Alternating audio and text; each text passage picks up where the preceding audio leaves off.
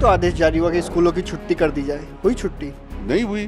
बच्चों के लिए बंद हुआ है, लेकिन शिक्षकों के लिए स्कूल खुला हुआ है। आप समझ सकते हैं कि क्या बच्चों को गर्मी लगती है और शिक्षक को गर्मी नहीं लगती है। स्कूल में पंखे नहीं हैं, क्या स्कूल में एसी है? के पाठक जी अपने जाके 6 बजे से लेके 1:30 बजे तक किसी स्कूल में बैठकर बिताए, हम उनको चुनौती देते हैं। हम तो यही समझते हैं कि अपर मुख्य सचिव शिक्षा विभाग में एक प्रायोजित घोटाला भी चल रहा है, उस पर कोई सवाल नहीं खड़ा करे, इसलिए शिक्षक और शिक्षकों को इस ढंग से परेशान किया जा रहा है कि वह मुंह बंद रखे। तंग तबाह किया जा रहा है। तंग तबाह कर रहे हैं। नीतीश कुमार की बात भी नहीं मान रहे हैं, बिल्कुल नहीं मान रहे हैं। ये तो देख रहा है लोग, अपन पूरी इस बिहार की जनता देख। नमस्कार, आप देखना शुरू कर चुके हैं लाइव सिटीज। मेरा नाम अभिषेक है। हमारे साथ बातचीत करने के लिए एमएलसी संजय सिंह जी हैं। संजय सिंह जी, मुख्यमंत्री ने तो स्कूलों को बंद रखने का निर्देश दिया था, स्कूल खुले हुए थे, आज बच्चों की छुट्टी है लेकिन शिक्षक पहुंचे हुए थे 6 बजे से लेकर 1:30 बजे तक।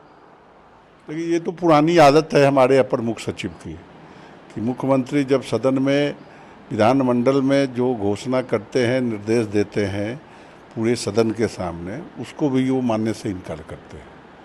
तो निर्देश दिया फिर, और अपने ढंग से फिर कन्हैया श्रीवास्तव जी डायरेक्टर सेकेंडरी ने अपने ढंग से एक पत्र निर्गत कर दिया है।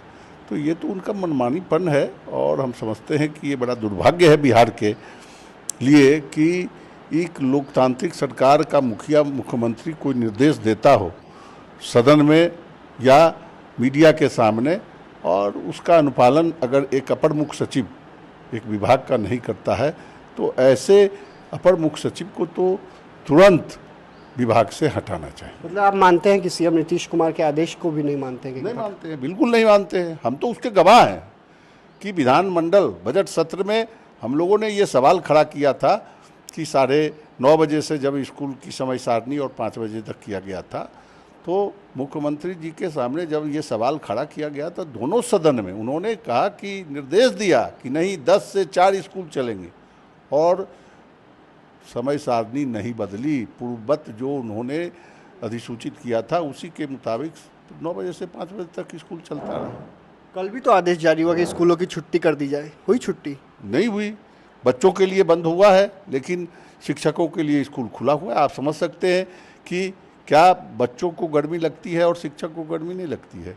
स्कूल में पंखे नहीं हैं, क्या स्कूल में एसी है? के पाठक जी अपने जाके 6 बजे से लेके 1:30 बजे तक किसी स्कूल में बैठकर बिताए, हम उनको चुनौती देते, चैलेंज दे रहे हैं। और लड़कों लगता है कि शिक्षक उनका दुश्मन है, ऐसे वो बदला लेने के भाव से इस ढंग की बात कर रहे हैं। हम समझते हैं जब शिक्षक छात्र की बंदी है, तो शिक्षक 6 बजे से 1:30 बजे तक स्कूल में बैठकर क्या करेगा? न उसको सही ढंग से बैठने की व्यवस्था है, न स्कूल में पंखे हैं। आज देख लें, आधारभूत संरचना तो है ही नहीं पूरे बिहार के जितने उत्क्रमित विद्यालय, जिस बड़ी संख्या में हर पंचायत में माध्यमिक और उच्च माध्यमिक विद्यालय को उत्क्रमित करके बनाया गया है, क्या वहाँ आधारभूत संरचना है? छात्रों के बैठने की व्यवस्था है? पंखे हैं? के पाठक जी की तरह उनके ऑफिस में चैम्बर स्कूल में एसी नहीं ना लगा हुआ है?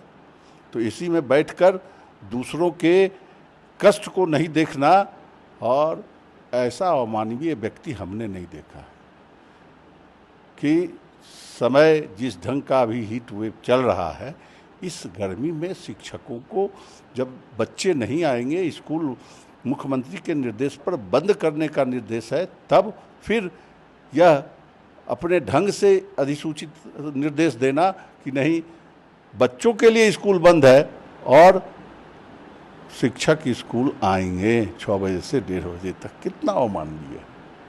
और हम तो इसीलिए कह रहे हैं कि हम तो चुनौती देते हैं कि 6 बजे से लेकर 1:30 बजे तक किसी स्कूल में जाकर बैठे, चुनौती दे रहे हैं। बिल्कुल चुनौती दे रहे हैं।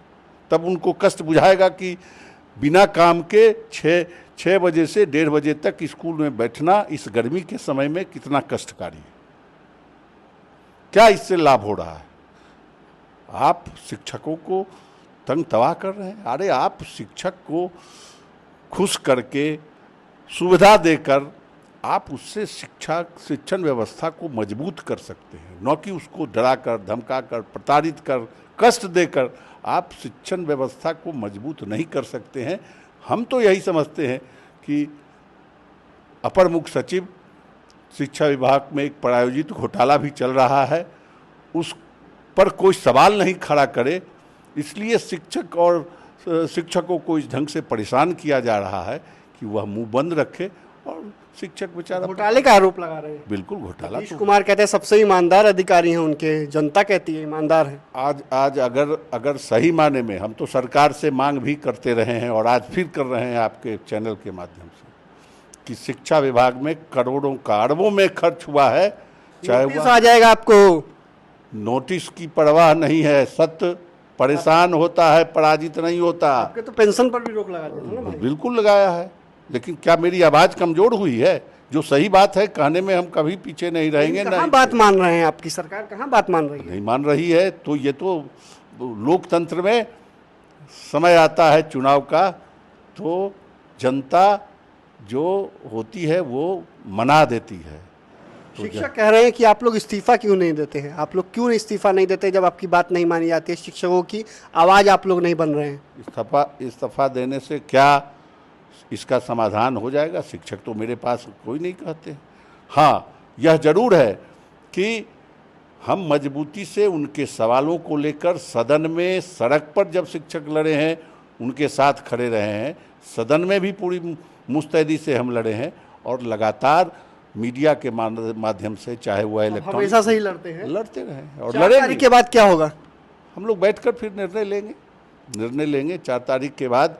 और हम समझते हैं कि 4 तारीख के बाद नई सरकार केंद्र में जो भी बनेगी, उसको इस सवाल पर उनको भी हम ध्यान आकृष्ट करके और ऐसे अपर मुख्य सचिव को हटाने की बात करेंगे। नहीं हटे तो उतरेंगे ना?